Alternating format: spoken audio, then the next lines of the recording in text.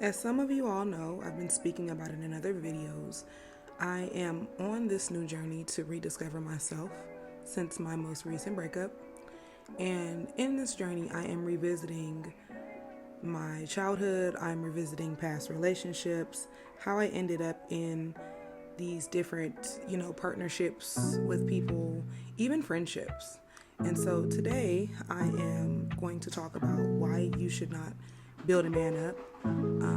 I come from a generation where, we were, the ride or die culture was like cute, right? Like we grew up with, all these songs about Bonnie and Clyde and, the movies and, black women, we supposed to ride until the wheels fall off. And we're taught that, we're so strong that we can just take everything and we can put up with everything and, all of that. Or a lot of us have been conditioned to be independent, but also not judge a man that has less than you, right? And I personally watched my dad go through a really, really, really nasty divorce where he was the breadwinner. He took care of her. She did not have to work.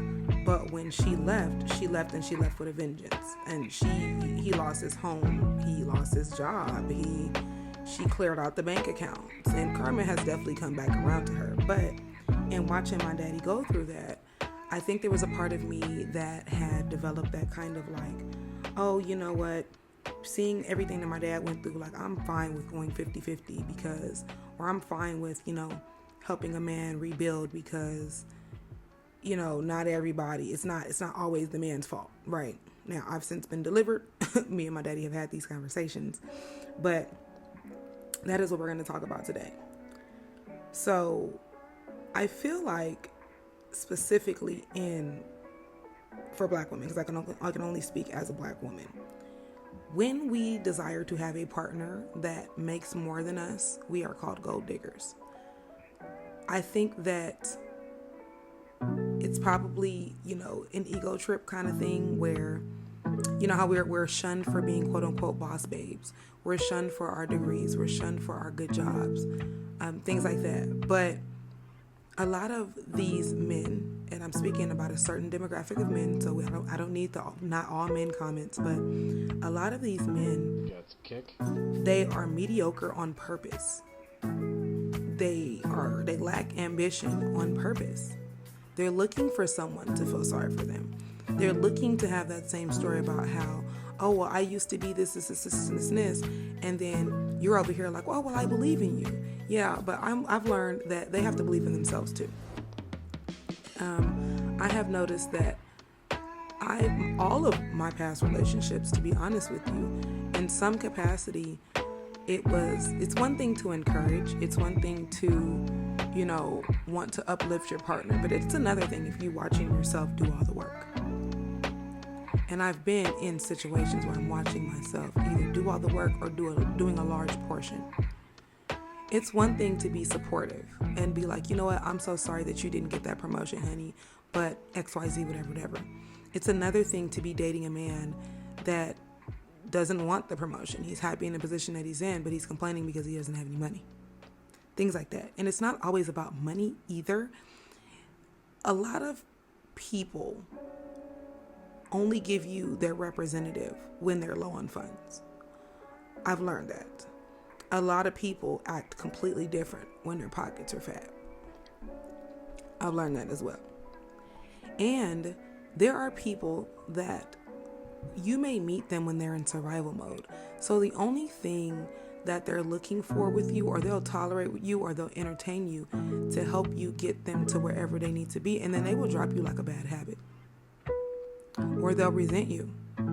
I've learned that there are some men that you get with when they're not where they want to be in life and they're mean to you because of that, or when they do reach where they want to get, they look at you like you didn't have enough self-worth to not be bothered with me. Like, why would I want somebody like you around? Type of situation.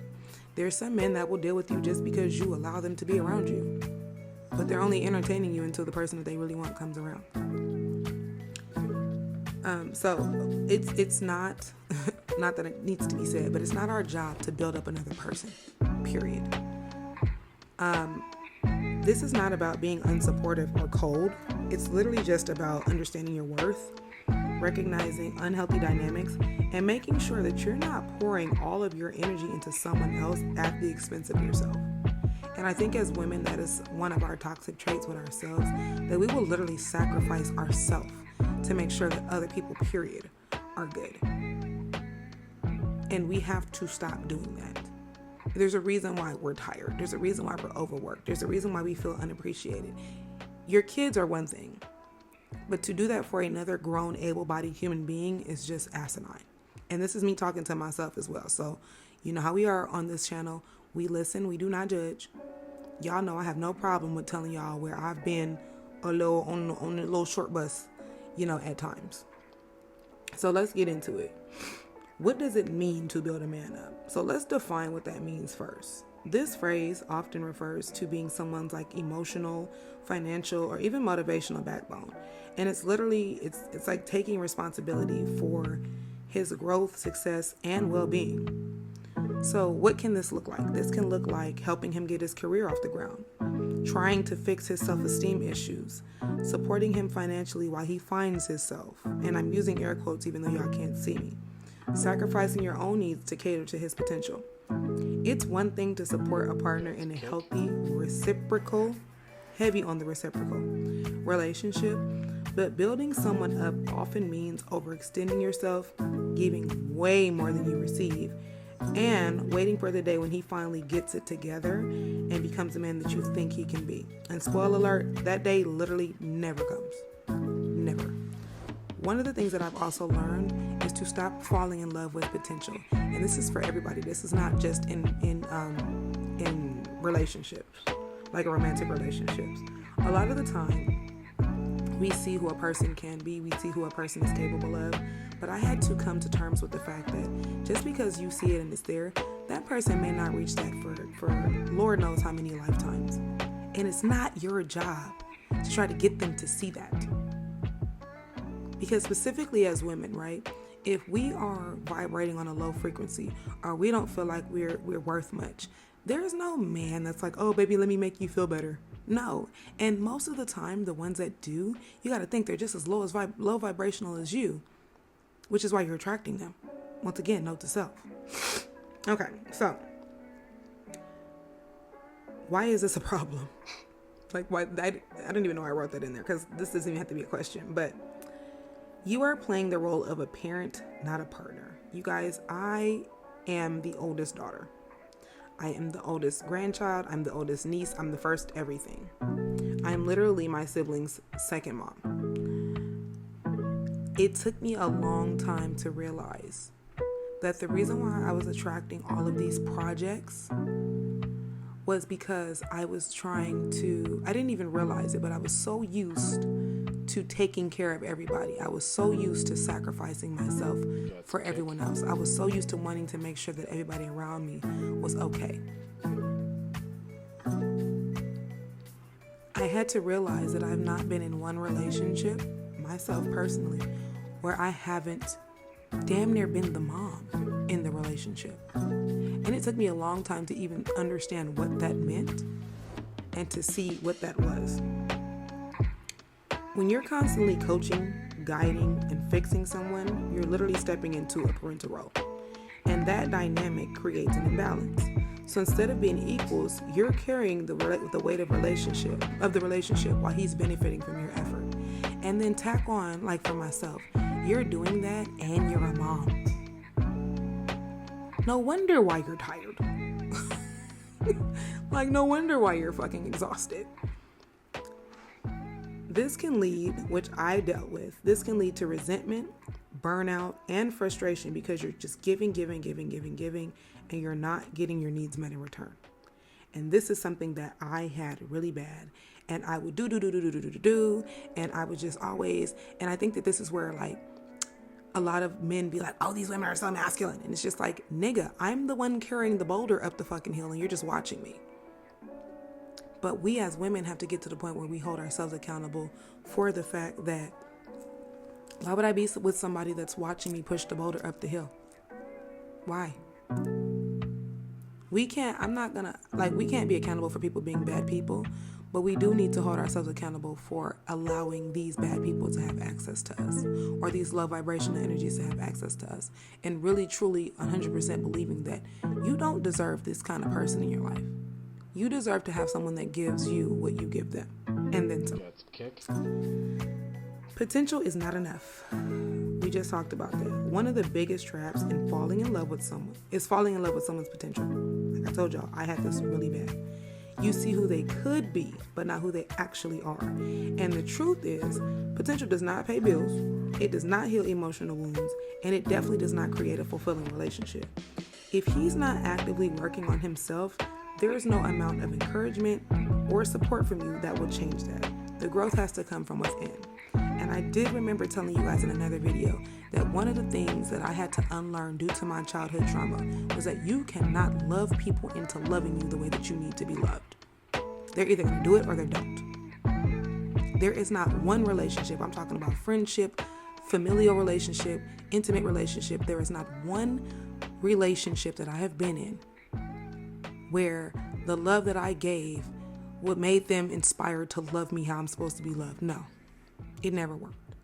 They just siphoned that energy up out of me. And then when I had no more, they was like, well, I don't got no use for you. Bye.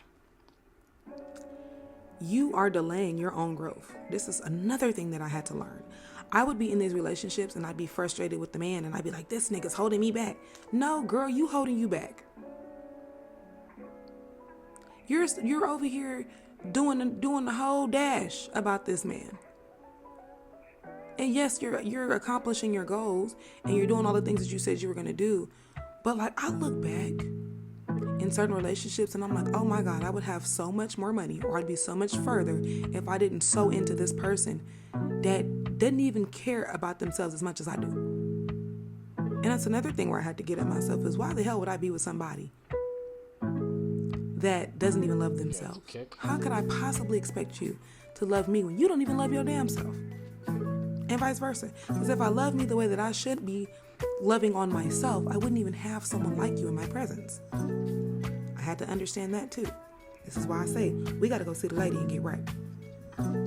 When you're focused on helping someone else rise, you often put your own goals, dreams, and well-being on the back burner. Your energy and time are finite. Every ounce you pour into someone else is energy that you're not investing in yourself. This also creates a cycle of dependence. If someone relies on you to fix them, they are less likely to take accountability for their own life. Y'all, I have seen this in so many situations. With my oldest son's biological father, when we broke up and he was back to nothing because everything was mine, it was all my fault. It's your fault I'm sleeping on the floor. It's your fault I have to live in my dad's house. You knew exactly what you were doing. I knew that you were going to put me out when you bought all this new furniture. Everything was my fault. That man's life was my fault. Instead of saying, you know what, she begged me to get a job for I don't know how many years. I watched her take care of my son and encourage me for however many years. But you know what, it's just easier to blame her. Over time, you will literally find yourself stuck in a cycle where you're constantly picking up the pieces while they stay stagnant. And that is not love. That's enabling. And that's something that I had to learn, and it was a very harsh reality. He needs to learn how to build himself up. That is not your job. That is not your job. There's so many of us on this planet that have had to go do the work, that have had to go seek, help to figure out why we are the way that we are, why we have certain patterns, why we either treat people a certain way or we're attached to people that treat people a certain way. We had to get out what we was mad at with ourselves. Okay, they have to do that too. It's not our job. And I'm going to keep saying that. That's not our job. Because even now, it's innately in me to want to help people. And so when I see somebody down and out, I'm wanting to jump up and help. But then sometimes I have to remember that, number one, this might be somebody's karma. And God didn't ask me to put my little greasy hands in it. And then two, in this particular space that I'm in, if it's not my children, the same energy that I'm trying to put into these other people, I need to go and put that back into myself. Because if I got time for somebody else, I got time for me. Growth is personal. It is not our job to build anyone, especially not a grown adult. He has to do the work himself.